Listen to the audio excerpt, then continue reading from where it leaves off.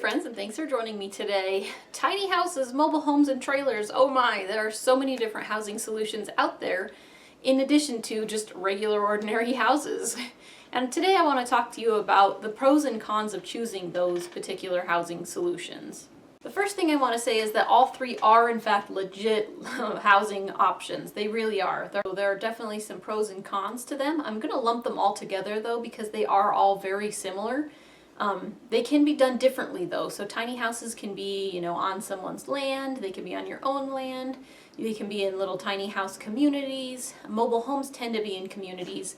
They can be, in communities where they rent the lot, so they have to pay a lot rent. They can also be in an area where you have it on a permanent foundation. Now that particular housing solution, a mobile home on its own land, is not going to be included in the stuff that I'm talking about today. And then the last one would be like travel trailers.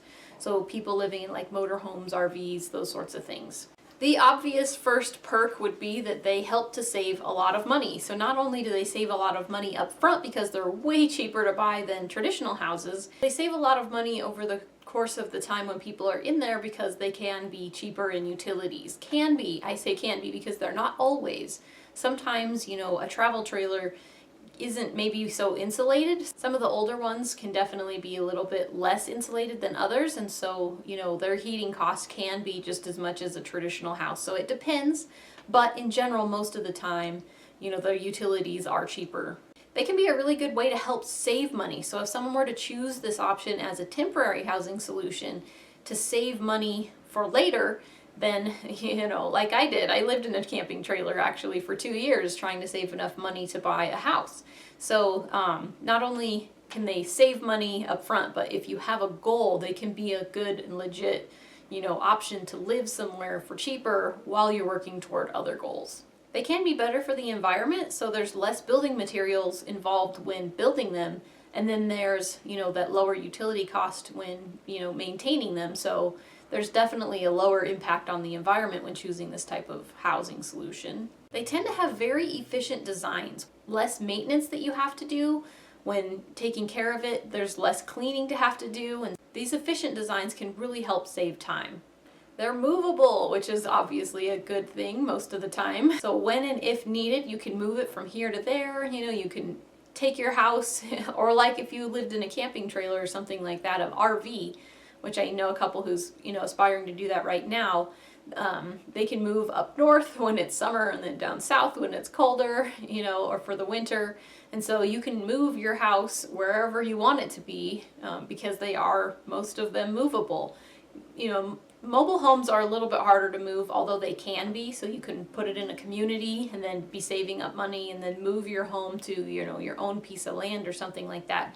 Those ones it's a little more involved, obviously, to move them. You can't just pick it up and move anytime, but they all are movable. And the last pro would be that there's a lot of freedom when it comes to choosing this type of housing solution. Freedom from clutter, which can be a good or a bad thing, depending on which side of the fence you fall on this. But you can obviously have a lot less clutter to have to deal with, and a lot less responsibilities for the most part. So I'm doing a lot of, sales with the mobile homes and communities right now, and they definitely have a much smaller yard. So they can maintain their yard in like a couple hours a week at the very most, whereas I take probably at least an hour, it seems like a day almost, to take care of my yard. And so yeah, there's definitely a lot less responsibilities when you have less land or less area to have to take care of. However, it's not all rosy. There's definitely some drawbacks to choosing this type of housing solution, and so let's go into those next. So going along with that freedom, so there is a pro that there is freedom, but there's also no freedom on the pro side, because when you have less space, you have less freedom to choose what it is that you want to do with that space. Most of the space has to be used for a certain thing, and you don't really have the ability to put something in a space where you don't have the room for it. So you may not have room to start up this new hobby or to take up this new thing. You just don't have room for some of the things that you may want. So when I was living in my camping trailer, I definitely wouldn't have had room for children, and so there's definitely that space issue. So there's definitely a limited amount of freedom when it comes to what you can do with the space that you do have. The next one is a big one for me, and it's there's nowhere to go when you're angry or annoyed. I like having somewhere to go away from my family when I'm annoyed with them, or my husband when I'm mad at him, or whatever. And I'm sure a lot of other people do this too. But when there's a smaller home, there's really nowhere to go. So you want to get away from them, you have to go outside or some other place. There's no like office or bedroom or somewhere else that you can really go to get away from them, since the space is so small. Can't really entertain, so there's not a whole lot of space. Usually there isn't a lot of like seating, and so sometimes you can entertain maybe just with one other family or something like that, but you certainly can't have bigger groups of people over. So if you like to have bigger groups over, obviously that may not be able to happen. You have to put a limit on how many pets or possessions that you have. So if you have a thing about having a lot of clothes, or you like to have, a couple of dogs or more, a cat or two, it's definitely harder when you have more pets and possessions when you're living in such a small amount of space. And so typically you do have to limit those kinds of things, which can be a good or a bad thing, because again, it kind of limits your freedom to be able to have some of the things that you may want to have. Fear is one of the biggest, and so I'm kind of saving the better ones for last. The fact is that all three of them are depreciating assets. So anytime you buy a tiny house, a mobile home, or a travel trailer of some sort, an RV, a mobile home, something like that, it's going to be a certain cost, and then 2 years, 5 years, 10 years from now, it's going to be lower. Unless you do something to keep it up or maintain it, then a tiny house can sometimes maintain its value. But the fact is that real estate, a stick-built home, a traditional home, it's going to appreciate in value in general, as long as there isn't any kind of recessions or depressions or anything going on like that economically.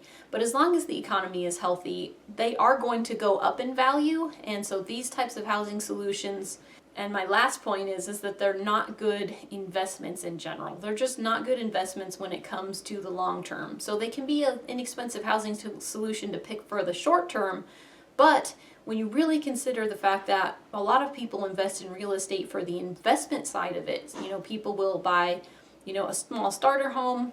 Typically later on they'll want a bigger home, because then their house, isn't as, enough space for their growing family.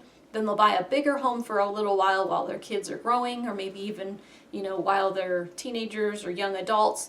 And then later on, they tend to sell them and then downsize, and then use the equity that they had built up in their bigger home, not only to either buy a smaller home and pay cash for it, or put that money into an investment so that they can retire more, comfortably. Or at least this seems to be the sort of natural cycle I've seen a lot of people do. And so when you have, a tiny house or something like that, you're maintaining this smaller home the whole time, and there's no downsizing that you can do, and then you can't cash in on the fact that, it's built up any kind of equity over time, because it likely hasn't. And when it comes to mobile homes and trailers and RVs, oftentimes they're going to sell for a lot less when you go to sell them. So you'll buy it for $40,000, $50,000 or whatever, and then later on it'll only sell for 20, 30. Or if you bought it for 20, 30, it's only going to sell for 5 or 10. You know what I mean? So as it gets older and older, the value goes lower and lower. So they're just not good investments, and that's why that's not what we chose.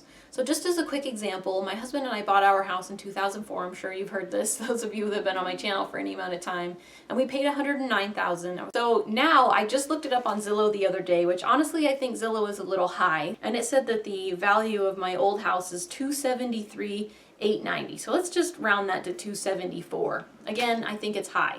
So if we were to actually put it on the market today, I honestly think it would probably sell for somewhere in the 250 range. So we bought it for 109, and then we kept it for all these years from 2004 until now, and now it's appreciated up to 250,000. I mean, you just can't get that kind of appreciation out of a mobile home, a travel trailer, a tiny house, any of them.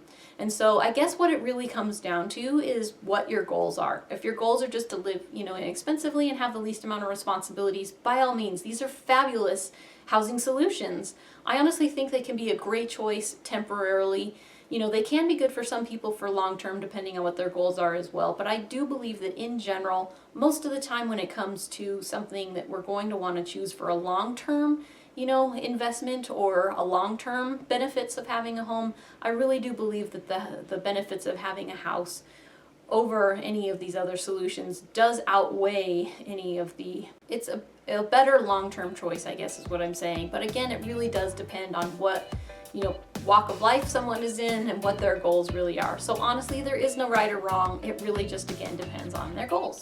So anyway, there's my take on tiny houses, mobile homes, travel trailers, these sorts of things. Hopefully this was helpful to you. We'll see you next week. I'm Frugal Green Girl. Thanks for watching.